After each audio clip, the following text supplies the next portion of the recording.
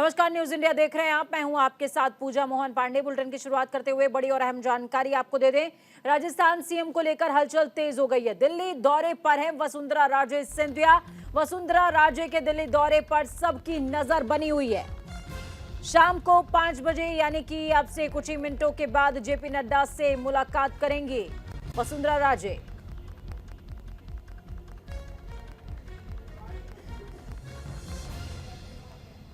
तो इस वक्त की बेहद बड़ी अपडेट आपको दे रहे हैं। शाम को 5 बजे जेपी नड्डा से मुलाकात करेंगी वसुंधरा राजे।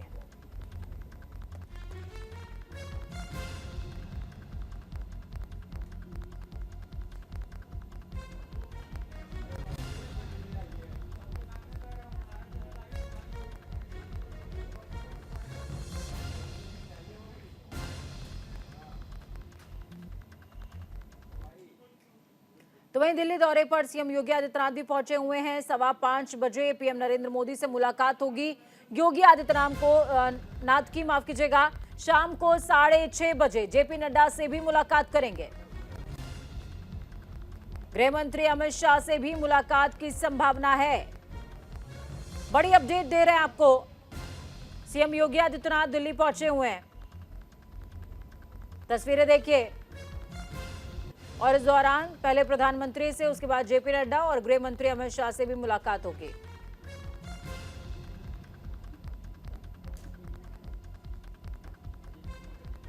हालांकि मुख्यमंत्री का ये जो दौरा है आगामी अयोध्या के कार्यक्रम के मद्देनजर खास माना जा रहा है। मंत्रिमंडल विस्तार को लेकर के भी चर्चाएं लगातार हो रही हैं और इसी सिलसिले में माना जा रहा है योगी आदित्यनाथ मिलने के लिए पहुंचे हुए हैं। चलिए ग्राउंड जीरो का रुख करते हैं। दीपक चौबे ग्राउंड जीरो से जुड़े हुए हैं हमारे साथ में संवाददाता सहयोगी। दीपक, सीएम योगी आदित्यनाथ दिल्ली दरबार पहुंचे हुए हैं। पहले प्रधानमंत्री से मुलाकात होगी, उसके बाद जेपी नड्डा और अमित शाह से भी मुलाकात होगी। अटकलें तेज हैं कि मंत्रिमंडल में विस्तार हो सकता है।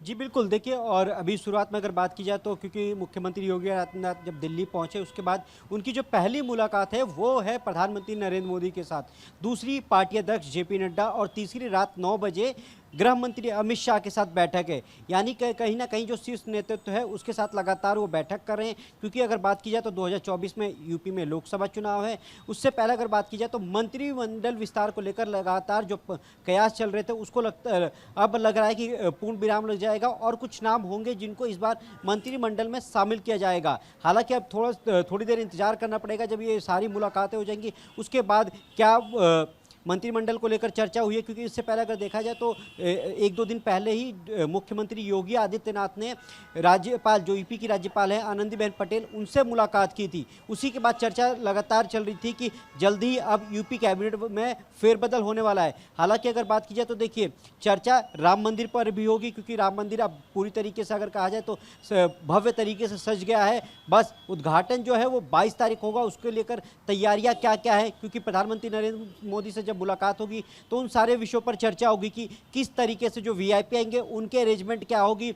और उसके बाद देखिए, सबसे बड़ी बात यह कि कल जब बीजेपी राष्ट्रीय महासचिवों की बैठक बुलाई गई थी शाम 5 बजे बीजेपी राष्ट्रीय अध्यक्ष जेपी नड्डा ने, उसके बाद उसमें ये कहा गया था कि अब जो राम मंदिर को लेकर जो बीजेपी कार्यकर्ता है उनको घर घर जाने के लिए कहा जाएगा। पूरा उत्तर प्रदेश में सभी कार्यकर्ताओं को काम पर लगाया जाएगा। यानी कि कहीं ना कहीं अब कवायद तेज हो चुकी है क्योंकि 2024 बहुत महत्वपूर्ण है बीजेपी के लिए, खास तौर पर अगर देखा जाए तो उत्तर प्रदेश में। और उन सांसदों को भी कहा गया है कि जाइए आप देखा जाए दीपक, तो देखिए उत्तर प्रदेश केंद्र के लिए भी बहुत ज्यादा जरूरी है। केंद्र का रास्ता उत्तर प्रदेश से होकर के जाता है क्योंकि सबसे ज्यादा संसदीय सीटें भी उत्तर प्रदेश के अंदर हैं। अब ऐसे में अक्सर 24 से पहले या यूं कहें कि आम चुनावों से पहले मंत्रिमंडल में फेरबदल जरूर होता है और फेरबदल असल में एक तरीके से वर्ग को साधने की कवायद होती है। अगर इस मद्देनजर देखा जाए तो किन शहरों को तरजीह मिल सकती है दीपक?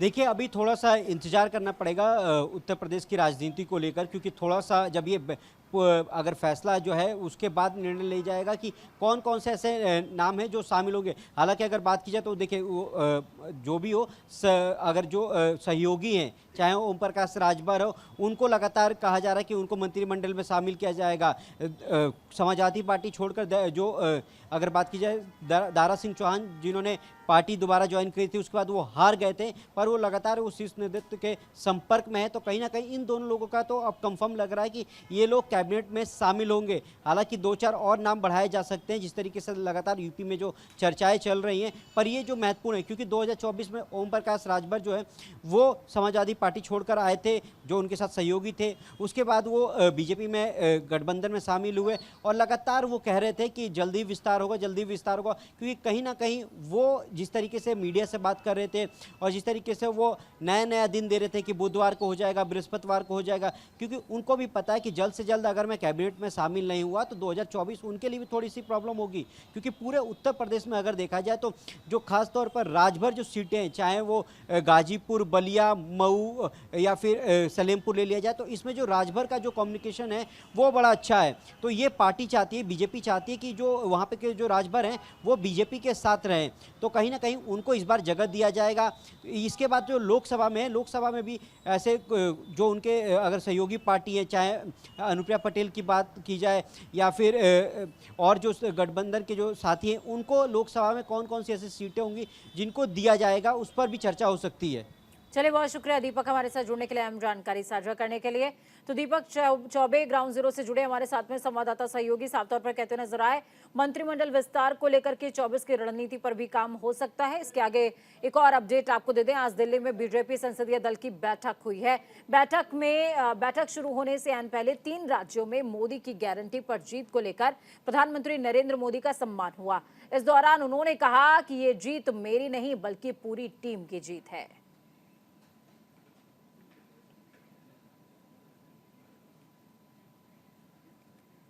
तस्वीरें देखिए, आपको दिखा रहे हैं प्रधानमंत्री नरेंद्र मोदी का बीजेपी के राष्ट्रीय अध्यक्ष जेपी नड्डा ने भव्यतम स्वागत किया। इसके बाद संसदीय दल की बैठक हुई। इस बैठक में प्रधानमंत्री नरेंद्र मोदी काफी ज्यादा खुश नजर आ रहे हैं और इस दौरान जब उनका संबोधन हुआ तो उन्होंने साफ तौर पर कहा कि ये जीत अकेले मोदी की जीत नहीं है, ये जीत किसी एक व्यक्ति की जीत नहीं है, बल्कि ये जीत सभी की जीत है।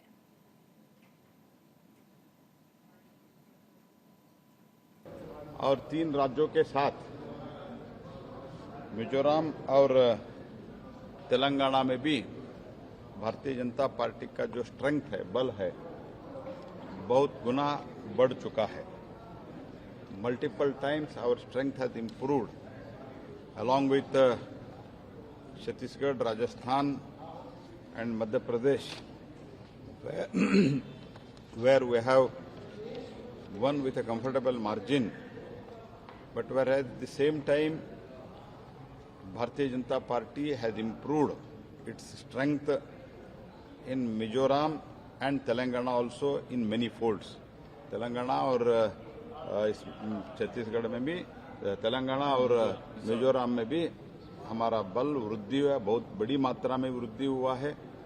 और 3 राज्यों में हमने सरकार हमारे लोगों ने चुन चुका है और सरकार बनाया जा रहा है।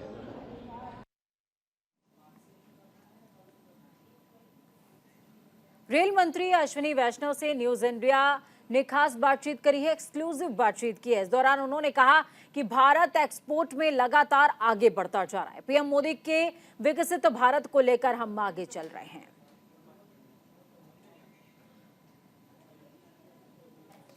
हमारे साथ बात करने के लिए केंद्रीय मंत्री अश्विनी वैष्णव है। सर, लगातार प्रधानमंत्री विकसित भारत की बात करते हैं, जिस तरीके से मेकिंग इंडिया, उसके बाद तेजस भी अब भारत में बनता है। बाहर के जो लोग हैं अब वो भारत में इन्वेस्ट करना चाहते हैं। क्या डाटा है आपके पास और किस तरीके से भारत मैन्युफैक्चरिंग का एक हब बनता जा रहा है?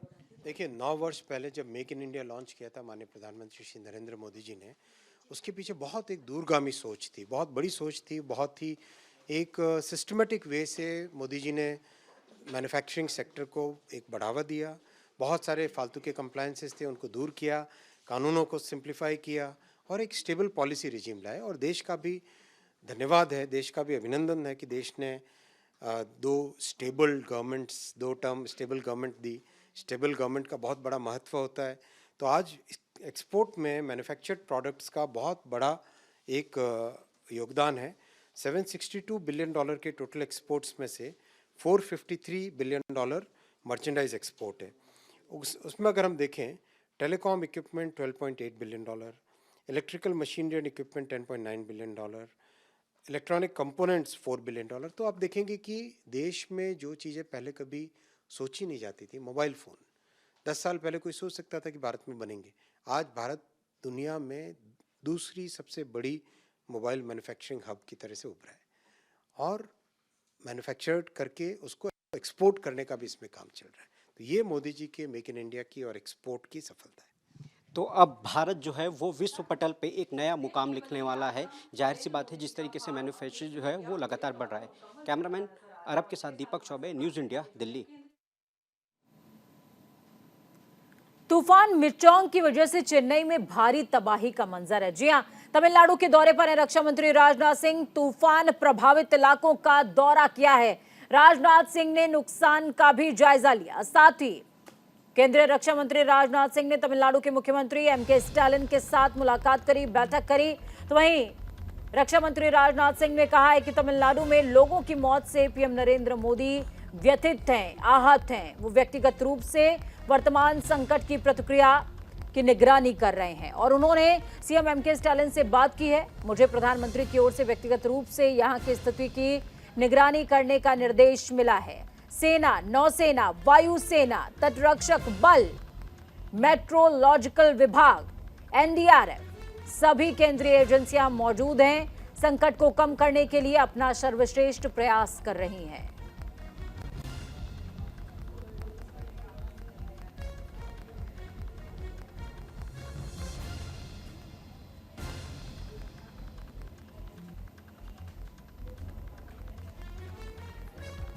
तस्वीरें में देखिए, आपको दिखा रहे हैं रक्षा मंत्री राजनाथ सिंह हवाई सर्वेक्षण करते हुए नुकसान का जायजा, अधिकारियों से बातचीत। अयोध्या में रामलला की प्राण प्रतिष्ठा का उत्साह देश और दुनिया में देखा जा रहा है। दुनिया भर के लोग प्राण प्रतिष्ठा के लिए कई चीजें अयोध्या में भेंट करने के तौर पर भेज रहे हैं। प्राण प्रतिष्ठा के धार्मिक अनुष्ठान के लिए जोधपुर से देसी गाय का शुद्ध 600 किलो घी आया है, जो रामलला के मंदिर में अखंड ज्योति और इसके साथ ही रामलला की प्राण प्रतिष्ठा के मौके पर होने वाले धार्मिक अनुष्ठान में इस्तेमाल होगा। 108 कलश में 600 किलो देसी घी 27 नवंबर को जोधपुर से निकला था। जोधपुर के संत महर्षि सांदीपनी जी महाराज 5 बैलगाड़ी पर 600 किलोग्राम घी लेकर अयोध्या पहुंचे हैं। उन्होंने बताया कि हम प्रभु राम की नगरी अयोध्या में पहुंचकर ट्रस्ट के पदाधिकारी से मिलकर उन्हें घी को समर्पित करेंगे।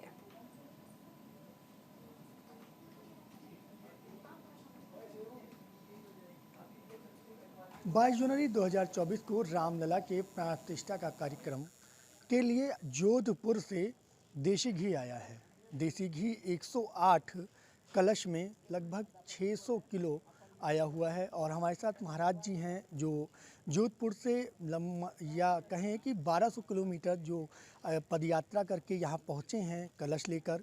उन्हीं से हम बात करेंगे कि यह कलश मतलब कितने दिनों में यहाँ पहुँचे हैं और क्या महत्व है इस घी का। जय श्री राम।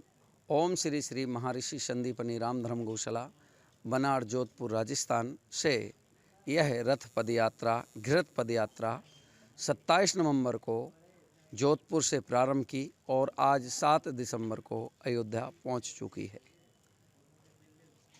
जय श्री राम। महाराज जी, ये हम जानना चाहेंगे कि ये घी प्राण प्रतिष्ठा में कहाँ कहाँ उपयोग किया जाएगा और रामलला के जो 15 तारीख से ही प्राण प्रतिष्ठा का कार्यक्रम शुरू हो जाएगा। सबसे पहले जो रामलला के प्राण प्रतिष्ठा के समय में जो आरती की जाएगी वो कौन सी घी होगी, किस गाय की घी होगी, ये हम जानना चाहेंगे आपसे। पहली बात तो ये है कि भगवान श्री रामलला के कार्य में या उपयोग में या भगवान को स्वयं अर्पण किया जाता। हम आज युगों युगों से देखते आ रहे, यज्ञ के माध्यम से भगवान तक हमारा प्रार्थना, हमारी अर्जी, हमारे मंत्रों के द्वारा भगवान को भोग लगाया जाता है। तो ऐसे ही दिव्य मंत्रों के साथ में भगवान श्री राम लला के चरणों में यहाँ पर 9 कुंडी यज्ञ होगा। अभी मुझे सूचना मिली कि 9 कुंडी यज्ञ होगा, जो भगवान श्री राम लला के अद्भुत मंत्रों से उपचारण करते हुए इस देसी गौ माता, भारतीय नस्ल की गौ माताओं के द्वारा जो घी तैयार हुआ है, उसी घी से भगवान श्री राम लला का यज्ञ भी किया जाएगा, उसी से भोग बनेगा, उसी से पंचामृत से स्नान भी होगा, पंचगव्य से भी स्नान होगा और अन्य मंत्रों के द्वारा भगवान को यह घी समय समय के अनुसार भोग भी लगाया जाएगा। अयोध्या में 22 जनवरी को रामलला की प्राण प्रतिष्ठा होगी। 7000 लोगों को प्राण प्रतिष्ठा का निमंत्रण भेजा गया है। पीएम नरेंद्र मोदी, सीएम योगी को निमंत्रण भेजा गया है। मोहन भागवत समेत 3000 वीवीआईपी के नाम शामिल हैं। सचिन तेंदुलकर और विराट कोहली को भी निमंत्रण भेजा गया है। अमिताभ बच्चन और अंबानी को भी भेजा गया है निमंत्रण। 4000 साधु संतों को प्राण प्रतिष्ठा में बुलाया गया है।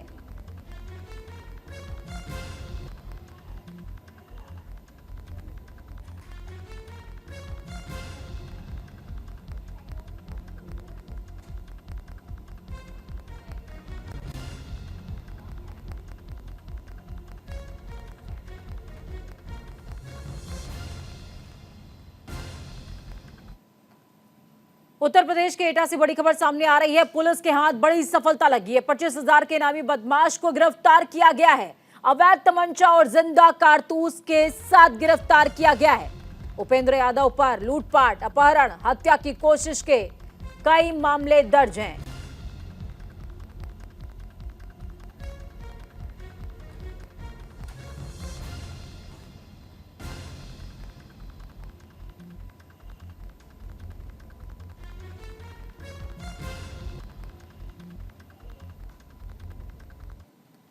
तो वहीं दूसरी तरफ आयकर विभाग ने बौद्ध जिले में 2 प्रमुख ठिकानों पर छापेमार कार्रवाई की है। जानकारी के मुताबिक जिले के हरभंगा ब्लॉक में एक निजी कंपनी बीडीपीएल बौद्ध डिस्टिलरी प्राइवेट लिमिटेड पर आयकर विभाग की छापेमारी कार्रवाई जारी है। साथ ही रानी सती राइस मिल और उनके आवास पर भी आयकर विभाग छापेमारी कर रहा है।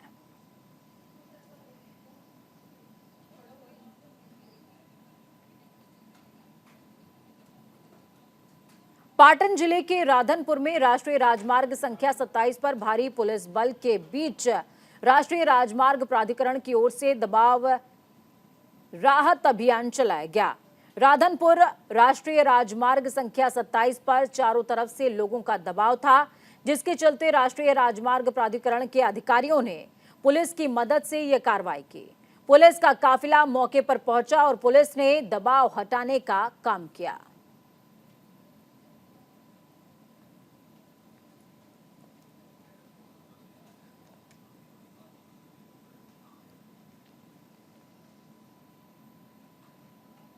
इस बुलेटिन में खबरों का सफर यहीं तक। बुलेटिन के उस पार ताजा अपडेट्स के लिए देखते रहिए न्यूज़ इंडिया, क्योंकि हम है राष्ट्र की आवाज। नमस्कार।